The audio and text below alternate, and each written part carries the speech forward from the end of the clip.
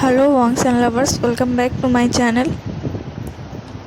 इससे पहले कि मैं वीडियोस को लेकर आगे बढ़ूं, मेरी आप लोगों से एक रिक्वेस्ट है। प्लीज़ वीडियो को देखने के बाद आप लोग कमेंट में बताइएगा कि स्टोरी लाइन आपको कैसा लग रहा है। दरअसल वीडियोस में लाइक और व्यूज़ दोनों ही बहुत ही कम आ रहा है, तो मुझे लगता है कि या तो स्टोरी लाइन आप लोगों को अच्छी नहीं लग रहा है या फिर मेरे एक्सप्लेनेशन आप लोगों को अच्छा नहीं लग रहा है। आई नो कि ये सब मेरी ही गलती है, क्योंकि मैंने बहुत ही ज़्यादा इरेगुलरिटी दिखाई है, जिसकी वजह से बहुत सारे लोगों ने अपना इंटरेस्ट खो दिया है स्टोरी को सुनने में। लेकिन जो कोई भी स्टोरी को अभी देख रहा है, प्लीज़ आप लोग कमेंट में बताइएगा कि आप लोगों को कैसा लगता है, क्योंकि आपके कमेंट के ऊपर ही डिपेंड करता है कि मैं आगे स्टोरी कैसे कंटिन्यू करूं। आई मीन जब मैंने स्टोरी का शुरू किया है तो उसे फिनिश्ड भी करूंगी, पर अगर इसमें अभी भी व्यूज़ और लाइक उतना ही कम आता है तो मैं स्टोरी लाइन को बहुत ही छोटा करके बताऊंगी। मैं स्टोरी को डिटेल्स में नहीं बताऊंगी, बस मेन प्लॉट एक्सप्लेन करूंगी।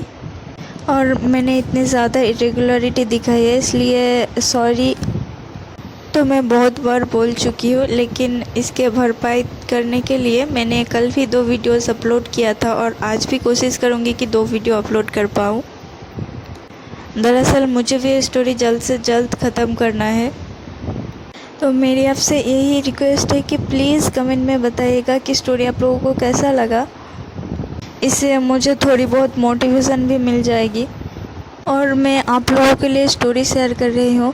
अगर आप लोगों को ये अच्छा ना लगे तो मेरा शेयर करने का भी कोई फ़ायदा नहीं है। आई एम सॉरी, बहुत ज़्यादा बोल दिया, जस्ट कमेंट करके बताना प्लीज़। और चलिए आज के पार्ट को स्टार्ट करते हैं। गुसु के बाहर हर जगह ये कानाफूसी चल रहा था लोगों में कि फाइनली एम्पेरर को उसका मेट मिल गया है। उन लोगों को इस बात का बहुत ही खुशी था। अब उन लोगों के बीच में क्यूरियोसिटी बहुत ही बढ़ रहा था। वो लोग अपने एम्प्रेस को देखना चाहते थे। माना कि उनके एम्पेरर बहुत ही क्रूअल थे, गुस्से वाला था, लेकिन कभी भी उन लोगों के प्रॉब्लम्स को नज़रअंदाज नहीं किया और कभी भी उन लोगों को भूखा नहीं रहने दिया। उसके एम्पेरर ने हर वो चीज़ की जिससे उन लोगों को फ़ायदा हो, जिससे उन लोग सर उठा के जी सके। और इसीलिए वो लोग अपने एम्पेरर के लिए दिल से दुआ करते थे कि जल्द से जल्द एम्पेरर को उसका मेट मिल जाए और एम्पेरर का गुस्सा थोड़ा शांत हो जाए, एम्पेरर भी नॉर्मल लोगों की तरफ जी सके। और अब जाके फाइनली उन लोगों को ये दुआ कबूल हुआ था। लेकिन इस चीज़ ने उन लोगों के अंदर क्यूरियोसिटी को और भी जगह दिया था। वो लोग देखना चाहते थे कि आखिर ये कौन पर्सन है जो कि उसके एम्पेरर को दिल को पिघला दिया, जो एम्पेरर कभी भी किसी को टच नहीं करता, किसी के टच बर्दाश्त नहीं कर सकता था। आज उस एम्पेरर और एम्पेरर के पार्टनर की खुशबू से पूरा स्काई सेंटेड था। और धीरे धीरे ये खबर गुसु के बाहर आग की तरह फैलने लगा। इम्पीरियल फैमिली ने वेवुसियान की बातें सभी क्लैन से छुपाया था, जहाँ तक कि जब वेवुसियान को कैद करके रॉयल कोर्ट में लाया गया था, तब भी वहाँ पे कुछ स्पेसिफिक पर्सन मौजूद थे जो कि एम्पेरर के बहुत ही भरोसेमंद था। और इसलिए एम्बुसा के आने की खबर भी क्लैन से बाहर नहीं गया था। उन लोगों ने एम्बुसा के बारे में ये बताया था दुनिया को कि वो अभी लानवांग जी की हिरासत में है और वो आगे से ऐसा कुछ भी नहीं कर पाएगा। और होता भी ऐसा ही था। उस दिन के बाद से किसी ने भी एम्बुसा को नहीं देखा था और एम्बुसा की वजह से किसी भी पर्सन की जान नहीं गया था। तो इसलिए लानवांग जी के पर सब ने बिलीव कर लिया था। लैन परिवार ने ये बातें अभी भी दुनिया के सामने नहीं लाया था कि एम्बुसा ही वेवुसियान है और वेवुसियान ही लानवांग जी का मेट है, क्योंकि ये बातें बहुत ही कॉन्फिडेंशियल था। एक तो वेवुसियान की सेफ्टी के लिए, दूसरा लानवांग जी के सेफ्टी के लिए, और तीसरा वो एक राज था जो किसी को भी नहीं पता था, और उन लोगों के सेफ्टी के लिए, इसलिए क्योंकि वेबुसियन अभी भी कमज़ोर था, उसे आराम की ज़रूरत था। और वैसे भी उसे अभी तक पास्ट की कुछ बातें याद नहीं था, उसका मेमोरी पूरी तरह से लॉस्ट हो चुका था। लेकिन मेमोरी सिर्फ उसका ही लॉस्ट हुआ था, बाकी किसी का तो नहीं लॉस्ट हुआ था। और हर एक क्लैन में कोई ना कोई ऐसा पर्सन ज़रूर है जिसे कि पास्ट की वो बातें याद हो, और वेबुसियन भी याद हो। अगर गलती से भी किसी ने वेबुसियन के सामने पास्ट की जिक्र कर दिया तो उसके बाद क्या होगा? वही था वेबुसियन के सेफ्टी का रीज़न, और दूसरा था लानवांग जी का सेफ्टी। अब शायद सब लोग सोचता होगा कि वो तो एक एम्परर है, एक लाइकन है, तो फिर उसका सेफ्टी क्यों? क्योंकि हर कोई ऐसा नहीं था जो कि अपने एम्परर को दिल से चाहता हो और दिल से रिस्पेक्ट करता हो। कोई कोई पर्सन ऐसा भी था जो सिर्फ अपने एम्परर को रिस्पेक्ट करता था डर की वजह से, क्योंकि उन लोगों को अभी तक एम्परर का कोई भी वीक पॉइंट नहीं मिला था। और एक अल्फ़ा के लिए उसका सबसे बड़ा वीक पॉइंट होता है उसका मेट। अगर किसी को ये पता चल जाता कि एम्परर लानवांग जी को उसका मेट मिल चुका है और वो अभी भी वीक है, तो वो लोग उसके लानवांग जी के खिलाफ इस्तेमाल कर सकता था और लानवांग जी को कमज़ोर कर सकता था। और जैसा डरता है ऐसा होता भी है। जैसे ही सबकी क्लैन को पता चलता है कि एम्परर को उसका मेट मिल गया है, तब से ही हर एक क्लैन से लेटर आना शुरू हो जाता है गुसू में।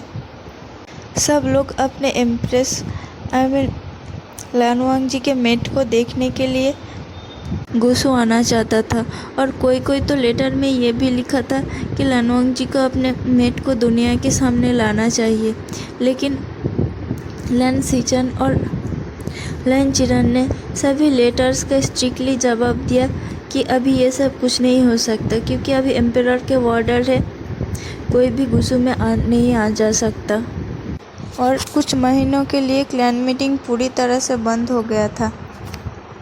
लास्ट बार क्लैन मीटिंग तब हुआ था जब एम्पुसा को पकड़ने का योजना बनाया जा रहा था, और उसके बाद ही लानवांग जी ने स्ट्रिक्टली ऑर्डर किया था कि अब से कुछ महीनों तक कोई भी क्लैन मीटिंग नहीं रखा जाएगा।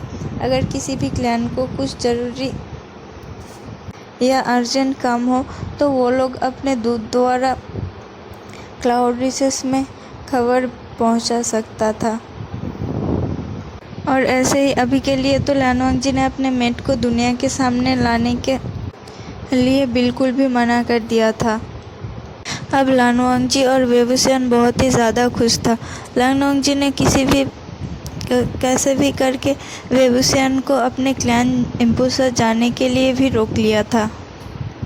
और उस दिन के बाद से शायद 5 या 6 हफ्ते बीत गया। हर हफ्ते इम्पीरियल हीलर आके वेबुसियन को चेक करके जाता है, क्योंकि दोनों ने अपना हीट बिताने के पहले लानवांग जी ने वेबुसियन को टॉनिक पिलाया था ताकि वो गर्भ धारण कर सके। अब वेबुसियन ने भी लानवांग जी को पूरी तरह से अपना मेट बना लिया था। दोनों ने एक दूसरे को लव का कन्फेशन किया था, और उसके बाद ही दोनों ने एक दूसरे को पूरी तरह से एक्सेप्ट कर लिया था, फिजिकली भी और मेंटली भी। वेबुसियन बचपन से एक चेयरफुल पर्सन था। वो बिल्कुल फ्री बर्ड की तरह था, जहाँ मर्जी वहाँ जा सकता था। लेकिन अब लानवांग जी ने वेबुसियन को जिंगसी से बाहर कभी भी नहीं जाने देता, यहाँ तक कि उसका बाहर जाने का सीमा सिर्फ क्राउड रिसेस तक ही था। और कभी कभी लानवांग जी उसे बैक माउंटेन तक ले जाता था, कभी कोल्ड पॉन्ड में ले जाता था, कभी दोनों जंगल में इधर उधर घूमते थे। लेकिन लानवांग जी वेबुसियन को अकेले कभी भी नहीं जाने देता। कई बार तो वेबुसियन ने जिद किया कि उसे गुसू देखना है, उसे एम्प्रेस स्माइल पीना है। लेकिन लानवांग जी एम्प्रेस स्माइल वेबुसियन के लिए क्लाउड रिसेस में ऑर्डर तो कर देता था, लेकिन वेबुसियन को कभी भी बाहर नहीं जाने देता था। और इस वजह से वेबुसियन बहुत ही फ्रस्ट्रेटेड हो चुका था। जब भी वो बाहर जाने के लिए जिद करता, उसे ये बताया जाता था कि ये उसके सेफ्टी के लिए है और लानवांग जी के भी सेफ्टी के लिए है, क्योंकि अगर किसी को पता चलता कि वेबुसियन लानवांग जी का मेट है तो वो वेबुसियन को लानवांग जी के खिलाफ यूज़ कर सकता था। आज भी कुछ अलग दिन नहीं था। आज भी वेबुसियन बच्चों की तरह बाहर जाने के लिए जिद करता था। वैसे तो कहने को वो अपने क्लैन का राजा था, पर लानवांग जी के सामने वो आयुआन से भी ज़्यादा छोटा बच्चा बन जाता था। यहाँ तक कि दोनों को अगर एक साथ रखा जाए तो आयुआन ही अपने माँ से ज़्यादा मैच्योर दिखता था और मैच्योर एक्ट भी करता था। तो लानवांग जी ने वेबुसियन को जिंगसी के बाहर गार्डन पे टहलने के लिए लेके गया। दोनों एक दूसरे के हाथ पकड़कर चल रहे थे। अचानक से वेबुसियन को एक बटरफ्लाई दिखा और वो उस बटरफ्लाई की तरफ दौड़ने लगा, लेकिन अचानक से उसका सिर चकरा गया। वो गिरने ही वाला था कि लानवांग जी के 2 स्ट्रॉन्ग आर्म ने उसे पकड़ लिया। लानवांग जी ने उसे पूछा, वो ठीक तो है ना? उसने सिर हिला के कहा कि वो ठीक है, पर उसका सिर चकरा रहा है। और लानवांग जी ने उसे गोदी में उठाया और जिंगसी पे लेके आया और इम्पीरियल हीलर को खबर भेजी। कुछ देर बाद ही हीलर आ गया। अब वेबुसियन बेड पे लेटा हुआ था और हीलर उसके पास में बैठकर उसे चेक कर रहा था। लानवांग जी पास में ही खड़ा था। हीलर वेबुसियन के नर्व्स को चेक कर रहा था। आयुआन, लैन सिचुई, लैन चिरान, लैन सिचान, लैन जिंगी सभी भी उस कमरे में ही प्रेजेंट थे। सभी लोग लानवांग जी के बाजू में ही खड़े थे। आयुआन ने एक पैनिक वॉइस में पूछा, मम्मा को क्या हुआ? सिजुई ने आयुआन को बैग को सहलाया और कहा कि कुछ नहीं हुआ, वो अभी ठीक है। इम्पीरियल हीलर ने वेबुसियन से कुछ क्वेश्चन किया और वेबुसियन एक एक करके उस क्वेश्चन का आंसर करता गया। कुछ देर बाद लैन हीलर के चेहरे पे स्माइल दिखाई दिया। सभी लोग कंफ्यूज्ड हो गए और लैन हीलर से पूछा कि आखिर मैटर क्या है। हीलर ने उन लोगों की तरफ एक सॉफ्ट सी स्माइल किया और कहा, कॉन्ग्रेचुलेशंस एम्पेरर, एम्प्रेस प्रेग्नेंट है और इसका 1 महीना बीत भी चुका है। ये बातें सुन के सभी के चेहरे पे एक मुस्कुराहट दिखाई दी। बेचारा आयुआन को समझ नहीं आ रहा था कि बड़ों के बीच में क्या बातें चल रहा है, तो उसने हल्के से सिजुई के स्लीव को खींचा और उसे पूछा कि क्या हुआ। सिजुई ने बताया कि उसका भाई या फिर बहन आने वाला है। ये बात सुन के आयुआन ने तो उछल के कूद उठा। वो बहुत ही खुश था। उसने तो पूरा लिस्ट बना लिया कि उसके सिबलिंग्स आने के बाद वो क्या क्या करेगा। दूसरी तरफ लानवांग जी बहुत ही स्टंट हो चुका था और उसके साथ साथ वेबुसियन भी। लानवांग जी ने कुछ देर सोचा और फिर वेबुसियन को जाके कस के हक कर लिया, इतना टाइट कि वेबुसियन को सांस लेने में भी तकलीफ हो रहा था। बेचारा वेबुसियन तो अभी प्रोसेस ही नहीं पा रहा था कि हीलर ने अभी अभी क्या बोला। क्या वो अगेन माँ बनने जा रहा है? उसे तो लानवांग जी ने अभी भी ये भी नहीं बताया था कि उस दिन इंटीमेट होने से पहले लानवांग जी ने वेबुसियन को मेडिसिन पिला दिया था और ये उस मेडिसिन का ही असर था। अब उस बात का कुछ हफ्ते बीत गया। वेबुसियन के cravings, morning sickness, mood swings और हॉर्डीनेस धीरे धीरे बाहर आ रहा था। उसने तो लानवांग जी को बिल्कुल भी परेशान करके रख दिया था। बेचारा लानवांग जी अब अपने ही एक्शन पे रिग्रेट फील कर रहा था। उसने पहले कभी भी ऐसे चीज़ का एक्सपीरियंस नहीं किया। ये सब कुछ उसके लिए नया था। कभी कभी तो उसे वेबुसियन को बच्चे की तरह खिलाना पड़ता था और कभी कभी तो वेबुसियन इतना ज़्यादा खाता था कि वो 5-6 लोगों का खाना अकेले ही खा जाता था। फिर 10 मिनट बाद फिर से कहता कि उसे भूख लग गया है। पर लानवांग जी ये सब चीज़ को एंजॉय भी कर रहा था। उसने एक बार ये सारे फीलिंग्स, ये सारे खुशी अपने लाइफ में मिस कर दिया था आयुआन के टाइम पे, और इस बार अपने आप को बहुत ही लकी समझ रहा था कि उसे ये खुशी मिला है। वो अभी रिग्रेट फील करता है इस बात का कि ये सब कुछ उसे पहले क्यों नहीं याद आया। अगर आता तो वो फिर से आयुआन के साथ ये सब पल जी पाता। और रात में कभी कभी वेवसेन के पेट में बहुत ही ज़्यादा दर्द होता था। लान वंगजी तब उसे कुछ भी करके शांत नहीं कर पाता था। वो अपने मन में सोचता था कि आखिर आयुआन के टाइम पे अकेले बिना अपने अल्फा के वेवसेन ने सब कुछ कैसे झेला था।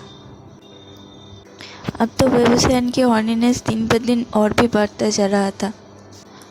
वो लान वंगजी को एवरीडे मीन्स एवरीडे कंटिन्यू करने के लिए बेग करता था। अगर लान वंगजी नहीं मानता था तो वो उसके ऊपर गुस्सा करके बैठ जाता था और अगले दिन भी लान वंगजी को खुद को टच करने नहीं देता था। अब सभी लोग मानो वेवसेन के लिए एक्स्ट्रा प्रोटेक्टिव हो गया था। लैन सिजुई, आयुआन, लैन जिंगी, यहाँ तक कि लैन चिरन और लैन सिचन भी। और ये खबर एम्बुसा क्लैन में भी पहुंचा दिया जा चुका था। एम्बुसा क्लैन से यांग और बाकी कई लोग वेवसेन से मिलने के लिए आए और वो सभी लोग अपने किंग को इस बार खुश देख के बहुत ही ज़्यादा खुश था। उधर क्लाउड रिसेस में तो सब कुछ स्मूथली चल रहा था, लेकिन क्लाउड रिसेस के बाहर कुछ भी अच्छा नहीं चल रहा था। फियर स्कॉर्प के हमला और ब्लैक स्मोक धीरे धीरे बढ़ते ही जा रहा था और कुछ लोग थे जो सीक्रेटली लान वंगजी के खिलाफ बगावत करना चाहता था। वो लोग अपने लिए एक अलग ही सेना तैयार कर रहा था। और ऐसा नहीं था कि लान वंगजी को पता नहीं था। लान वंगजी को अपने डार्क कार्ड के द्वारा सब कुछ पता चलता था, लेकिन वो इस बात से डरता था कि विंग अभी प्रेग्नेंट है और बाहर सब कुछ बहुत ही जल्दी जल्दी में हो रहा था। अगर ऐसा ही चलता जाता तो भविष्यवाणी अभी सच होना था। कहीं ना कहीं उसे भी मन में ये पता था कि अभी युद्ध निश्चित है, लेकिन वो युद्ध इतना जल्द होगा उसे ये उम्मीद नहीं था। वो युद्ध से नहीं डरता, लेकिन वो इस बात का उम्मीद कर रहा था कि काश ये सब कुछ विंग के डिलीवरी के बाद हो जाए, क्योंकि प्रेग्नेंट विंग को छोड़ के तो लान वंगजी ऑफ कोर्स युद्ध में नहीं जा सकता था। अभी भी अगर लान वंगजी थोड़ी देर के लिए अपने कोर्ट में भी बैठता तो विंग वार्निंग करने लग जाता था। उसे हर वक्त अपने अल्फा लान वंगजी अपने पास चाहिए था, उसके बच्चे को भी चाहिए था। अगर विंग थोड़ी देर के लिए समझ जाता तो उसका बच्चा नहीं समझता, वो विंग को हर्ट करने लग जाता था। ऐसे करके महीने पर महीने बीतता जा रहा था। अब तो लान वंगजी ने भी सीक्रेटली युद्ध के प्रिपरेशन स्टार्ट कर दिया था। उसने अपने सेना को तैयार कर दिया था, लेकिन ये युद्ध होने वाला था किसके साथ और कहाँ पे, ये किसी को आइडिया भी नहीं था। बस लान वंगजी को अपने डार्क गार्ड्स के द्वारा कुछ इन्फॉर्मेशन मिलता था और वो उस इन्फॉर्मेशन के बेस पे ही अपना प्रिपरेशन करता था। और वो ये सब कुछ बहुत ही सीक्रेटली करता था ताकि विंग तक ये खबर कैसे भी करके ना पहुँचे, क्योंकि अगर विंग तक ये खबर एक बार पहुँच जाए तो विंग को रोकना नामुमकिन हो जाएगा। चलिए आज के पार्ट को यहीं पे ख़त्म करते हैं। अगर अच्छा लगा तो प्लीज़ कमेंट में बताइएगा ज़रूर। और